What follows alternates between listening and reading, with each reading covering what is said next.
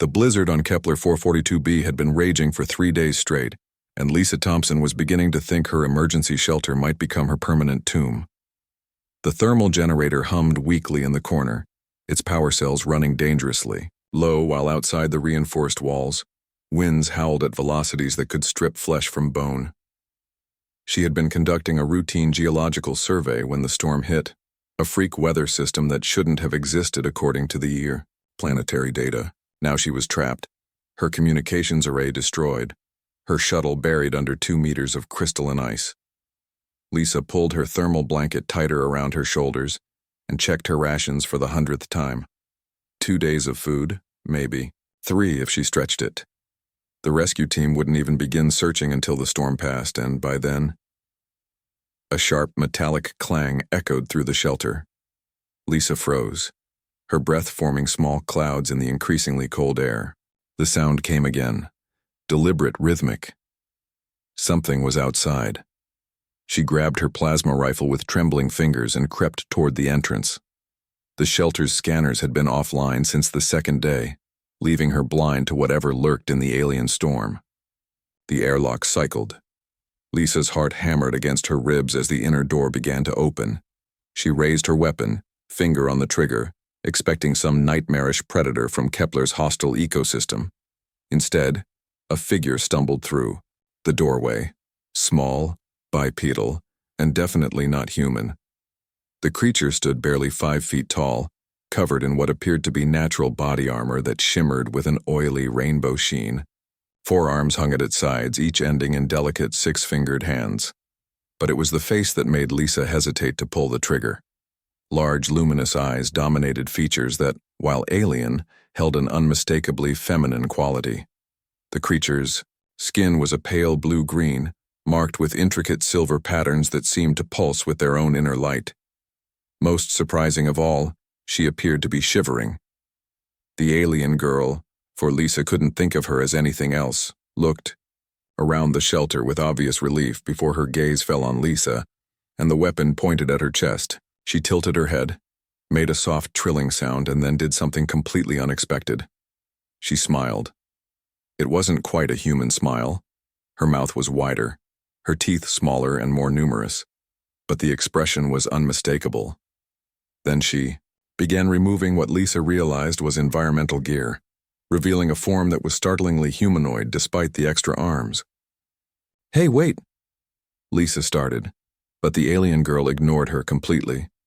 With casual confidence that suggested she'd done this 1,000 times before, the creature walked past Lisa's still-raised weapon, surveyed the small shelter with the critical eye of someone inspecting a hotel room, and apparently found it satisfactory. She moved to Lisa's sleeping area, tested the thermal mat with one hand while maintaining perfect eye contact, and then curled up on it like a cat claiming a sunny windowsill. Lisa stood frozen, weapon still raised, mind struggling to process what had just happened. This is my shelter," she said weakly. The alien girl made another trilling sound that might have been laughter. She patted the space beside her with 2 of her 4 hands while the other 2 began adjusting Lisa's own thermal blanket around herself. "You can't just," Lisa began, then stopped.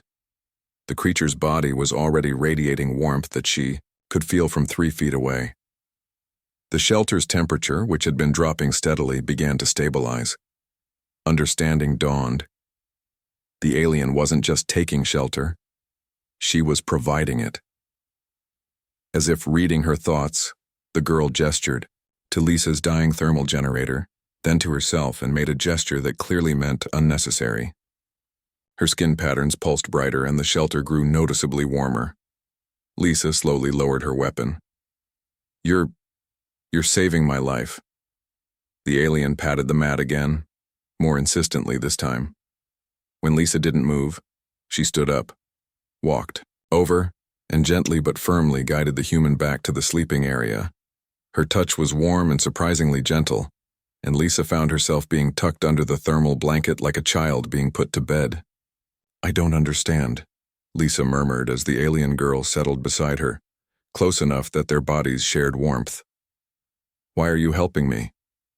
The creature turned those luminous eyes toward her, and spoke for the first time, her voice like wind chimes in a soft breeze. The words were incomprehensible, but the tone was unmistakable. Gentle, reassuring, almost maternal. Then she did something that made Lisa's breath catch. She reached out with one delicate hand and touched Lisa's forehead, and suddenly images flooded her mind. She saw herself as the alien saw her, a small, fragile creature struggling against forces beyond her control, fighting for survival, with primitive tools and desperate determination. But there was something else in that perception, something that made Lisa's chest tighten with unexpected emotion. Respect. The alien girl saw her not as weak or inferior, but as courageous. A being who faced the hostile universe with nothing but stubborn will and refused to surrender. More images followed, flashes of the aliens' own species, their advanced civilization, their exploration of the galaxy. They had been watching humanity, for some time, impressed by their resilience, their refusal to be broken by hardship. You think we're worth saving? Lisa whispered. The alien girl nodded, then settled more comfortably against her side. Her forearms arranged themselves naturally, two around Lisa in what was unmistakably a protective embrace, one under her own head as a pillow, and one resting on Lisa's chest over her heart.